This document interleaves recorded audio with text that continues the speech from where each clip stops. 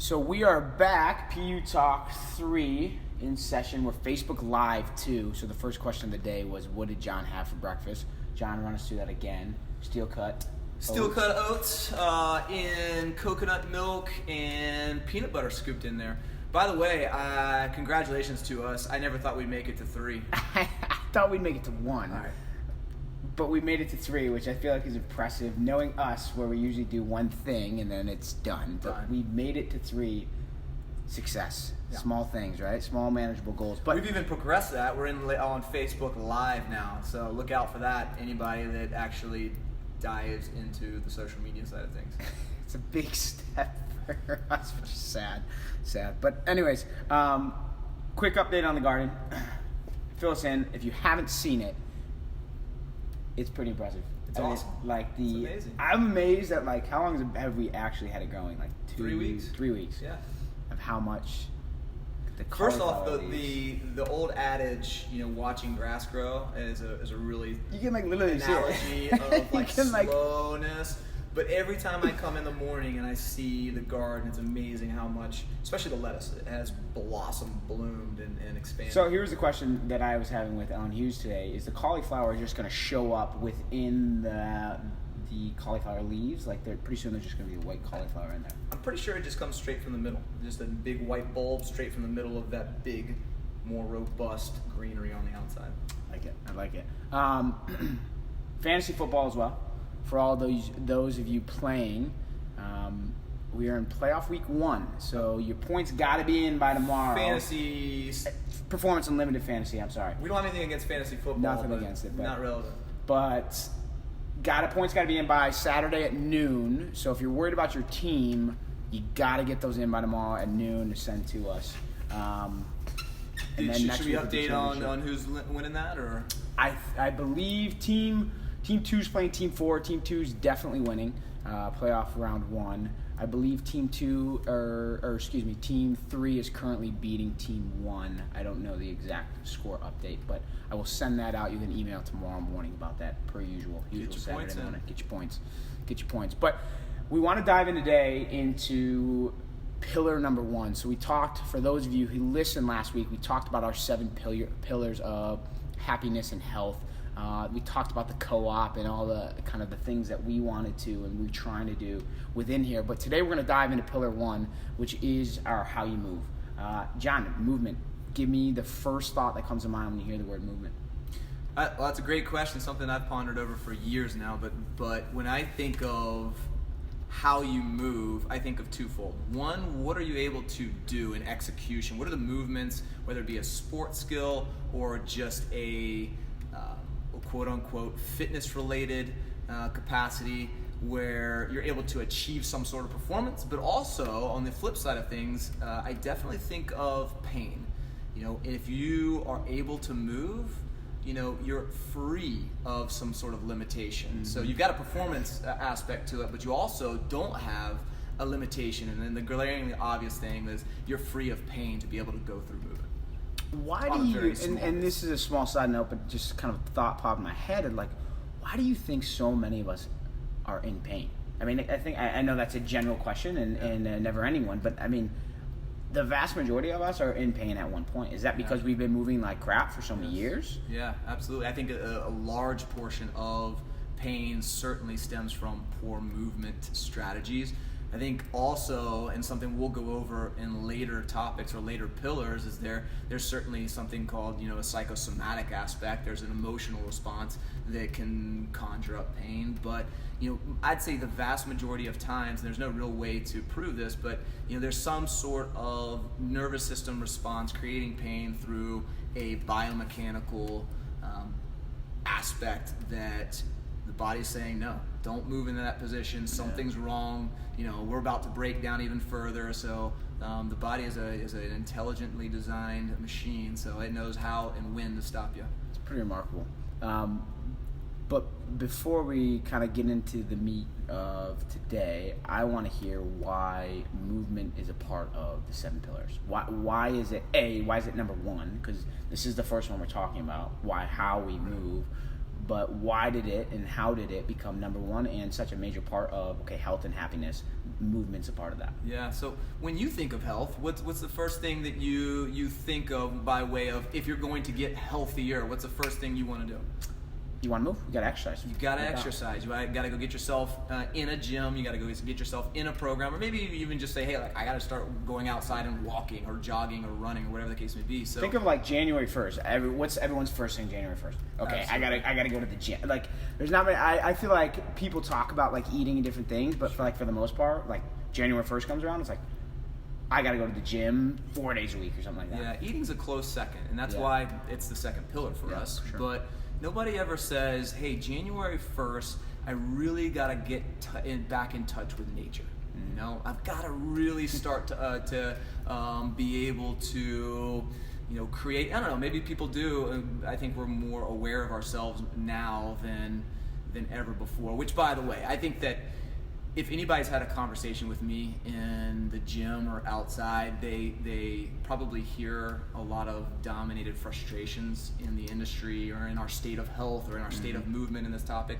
But I think that it's understated that we are in what I still am confidently, I can say this, we're in the best time in history. I think that the technology that we have, the information that we have, the ability and capacity to create instantaneous relationships on deeper levels. I think that it's understated and undervalued how good of a time and a moment we're in right now, even though, which may be complementary to this, is that we're so aware of all the crap, all the negative stuff. Well, and I think like you said, we're in a great time, but at the same time, there is a ton of issues with all that, which affects how we move. Certainly. I mean, yes, I think we are now more aware than ever about certain things going on in the body, which we never truly know exactly what's going on, but we have a better idea through science. But at the same time, we know more than ever, and we're moving even less. And we wonder, like, what some of the issues are, and I think it's, like, pretty clear, right? Like, we are moving less and less and less. Right. And which would prove that it's not an information issue, right? No, totally not. If information was the key to everything, we'd walk around with six packs and all be millionaires. That's the old saying? We would hope, right? Yeah. So I think there's something missing, and this is, again, another reason why we've pushed the 7 pillars and not just one pillar. If it was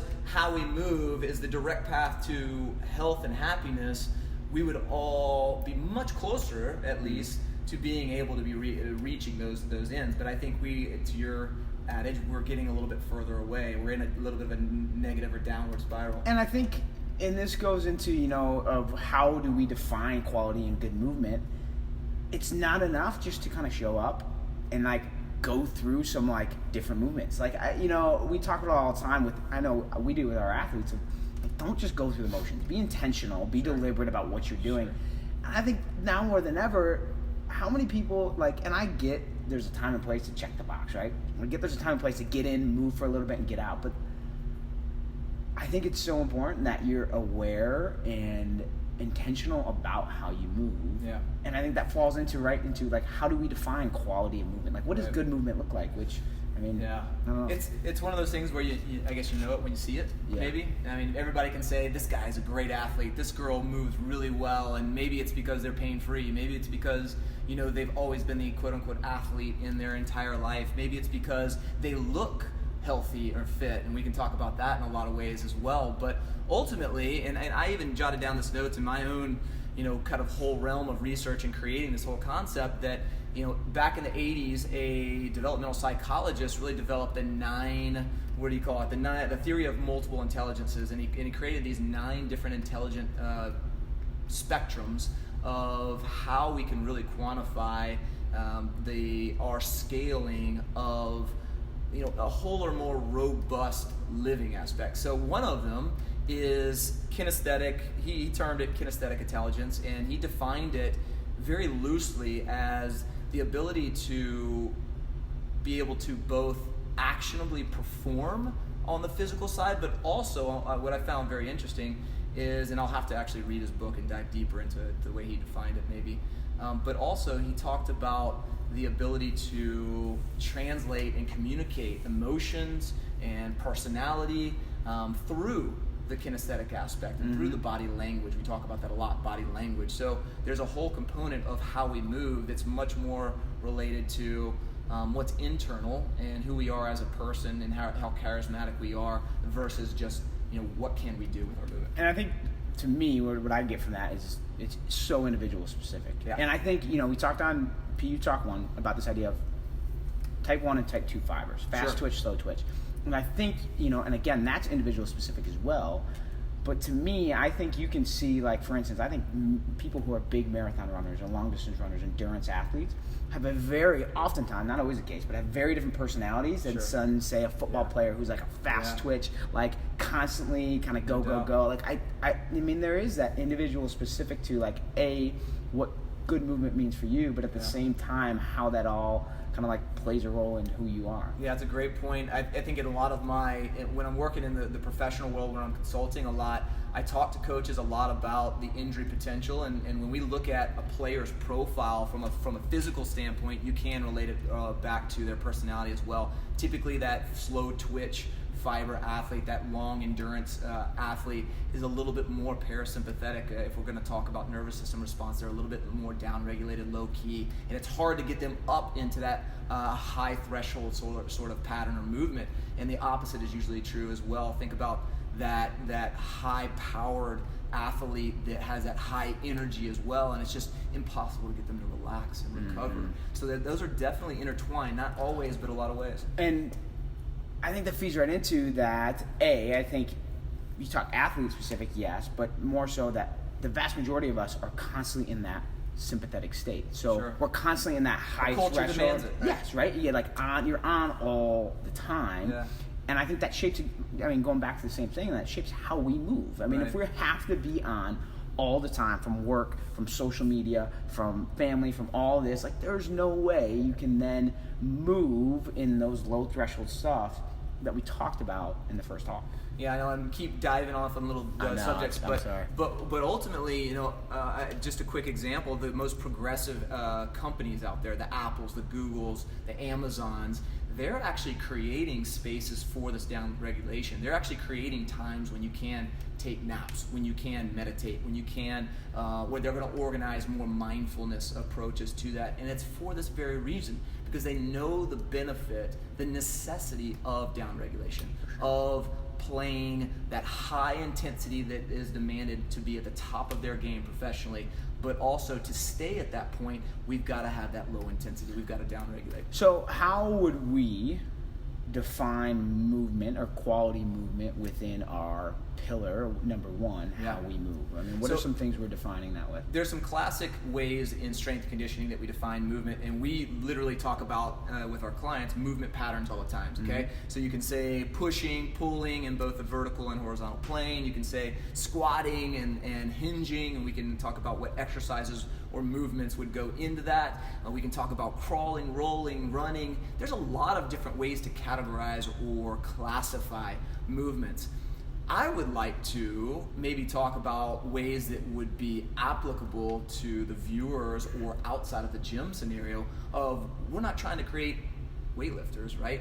We're trying to create more well-being, happier individuals that can perform in their activities of daily living to a much higher quality. So, well, let me stop you there, because you just nailed it, right? I think the ability, how you move, do you have the ability to do what life asks you to do on a daily basis, right? Yeah. To me, one of the, and again, this is maybe a little more personal, but something that I've always strived for is that ability to literally say at any time, if you came to me and said, Billy, I want to do this today, whether that's to hike, run, jump, go play a sport, that I could be like, sure.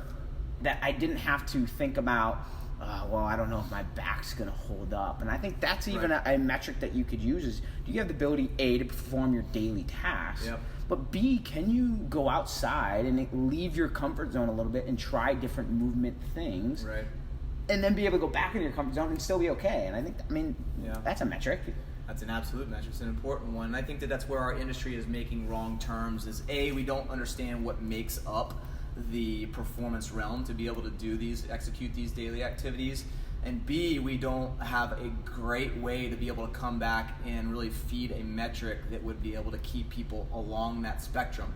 Think about, we talked about it in the low threshold in PU Talk 1, What is your metric for fitness? Is it just pain? Is it soreness? Is it fatigue being ventilatory, or your breath, being out of breath all the time? Do you want to puke? Is that really a metric for you to understand if it's a good or bad session? That's just totally wrong. And that's where we're doing a disservice to clients, where we want to move the needle and we want to make some changes, quite frankly, in our program. We've got to, and you've been doing a great job of it over the last 4, 5, 6 weeks within our classes, to be able to say, look, the goal is to downregulate. The goal is to perform with the least amount of energy as possible. Efficiency. That is movement. Yeah. How we move is not about power. It's about what needs to happen in the moment of your daily activity. Well, and I think some of the greats say it. I know, like Dan John and some of those guys say it, that like all the weight room is an opportunity to practice. It's an opportunity to practice quality of movement, but I think we look at it wrong, right? The majority of us look at movement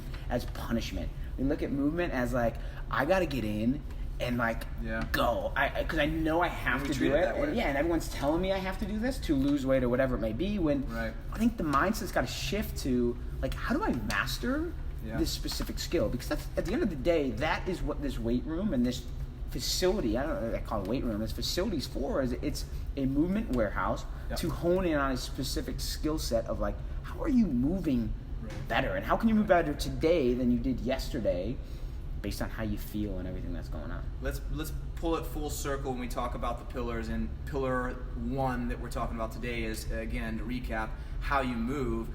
In each one of these pillars, you have to understand, and what's important is that it's a spectrum of skill. Movement is a skill, so we have to create exercises or drills or practices around developing skill much more effectively and efficiently, so that we can move the needle on health, and therefore move the needle assuming that health and happiness are synonymous, and we believe that is, so we're going to always revert back to that, so we can actually move forward and progress towards that goal of being healthy and happy. But again, to your point, okay, how do we quantify it? Let's put it together, if you don't mind. I kind of threw some thoughts down real quickly, and relating it from the facility in the fitness world back into the activity of daily living world. All right, so let's consider pushing. All right, so what would be a movement or an instance in our world that we would have to push that would really indicate a health or lack thereof? You're talking like a real life. Yeah, real life scenario. So for me, I said, is this consistent? Is this realistic? Should all of us be able to literally push a box? Think about, Christmas time, and we are putting up, or maybe a New Year time, we're putting up the Christmas tree. Maybe that Christmas tree box weighs, I don't know, let's say 20-30% of our body weight. Should we be able to push that box up into a closet overhead without pain, efficiently, effectively, without being out of breath, without having to lay down on the couch, without having to arrest everything else in our day? Is that a realistic movement that should be within our capacity? Yeah, absolutely. Everybody, no matter what age, within reason, no matter what quote unquote they look like, they should be able to do that, right? Absolutely. Activity of daily living. Our training, our drills, our disciplines are all being able to relate back to that. Okay, pulling. All right, should we be able to climb our body weight? No matter what, at what point, should we be able to climb over a fence? Yeah, I mean, no reason. No reason why we shouldn't be able to do that. Should we be able to pull somebody else, assist them up over a fence or a wall? Yes, hands down. And I think you can even go simpler than that. Can you pull a laundry basket up off the ground, right back to standing, to then put it back where it needs to go? So that goes into a couple of my next ones. So leaning.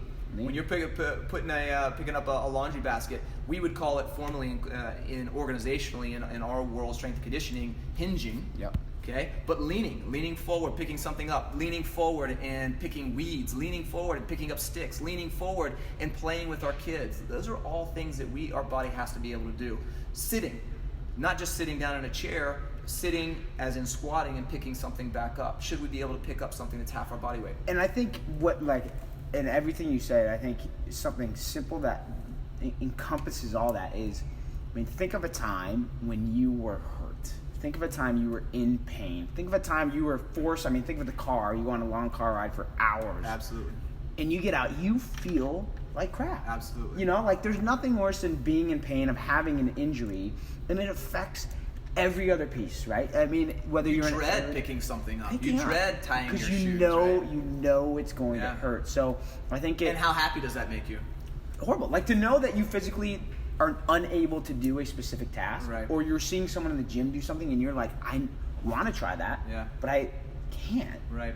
I think it ties right into this whole thing. You know, sum it all up in one sentence. When we move and don't move well, we don't feel good. Yeah. Because when we see things and aren't able to do the things that we enjoy, there's nothing that affects us more than when we have the inability to do the things that we want and the things that we enjoy. Yeah. And I think that kind of like ties it all together in the sense of just like we've been talking about. And I know we've gotten off some different tangents today, but like you can't do what you want to do.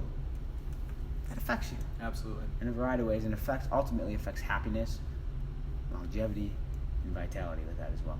Lifespan and health span, that's what it's all about. Happiness is long-term, pleasure is short-term. Let's create and move the needle and step forward to happiness. Now, I know we've gone a little bit long last week We're and this passionate week, about it. but you know, yes, this is our realm, huh? This is kind of our thing. But we're sorry for taking an extra minute of your 20 minutes that you've already given us. But we're going to dive into nutrition talk next week as we talked about Pillar 2. But, I mean, any closing 5-second thoughts, John, to kind of end it? Well, we probably asked a lot or conjured up a lot of questions versus answered a lot of questions. So we need to get the feedback. Where are the questions? What is it that people want to know more about? And we can dive at all types of links in on that subject matter, because there's a lot more that goes into this, and we're trying to keep it very surface in 20 minutes. So touch base with us, email, through the website, through any social media link, tag us, let us know what your questions are. Let's dive deeper into this and get to your questions, and so we can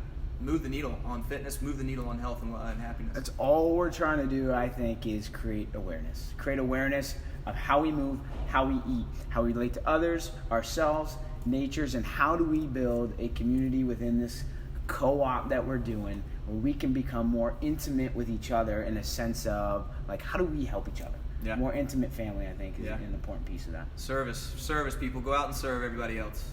Love you guys. We will talk soon. Have an awesome day.